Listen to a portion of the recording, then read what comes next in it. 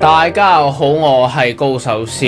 相信身為香港人都應該知道大埔雲福苑火災呢單嘢㗎啦。唉，死傷慘重。我諗呢單嘢應該係香港近呢幾十年入面死傷最嚴重嘅事件嚟㗎啦。嗱，咁香港人就好熱心嘅。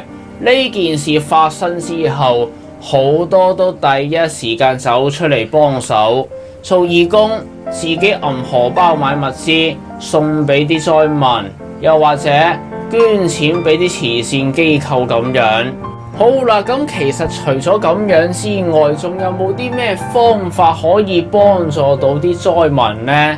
嗱，有嘅就係幫襯馬會啦。吓，幫襯馬會都可以幫助到啲災民？係㗎，唔係講笑。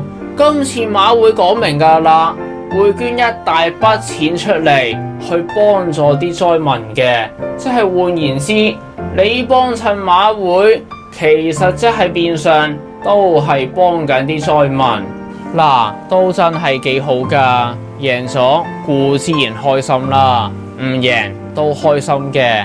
因為你做咗善事，所以睇完呢條片之後，好嗱嗱臨買翻幾張六合彩飛啦，好過你捐錢俾一啲嘅慈善機構啊，唔係講笑。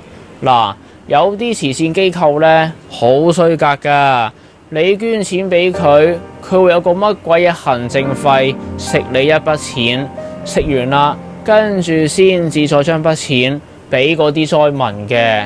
所以呢，捐錢俾慈善機構真係要睇清睇楚。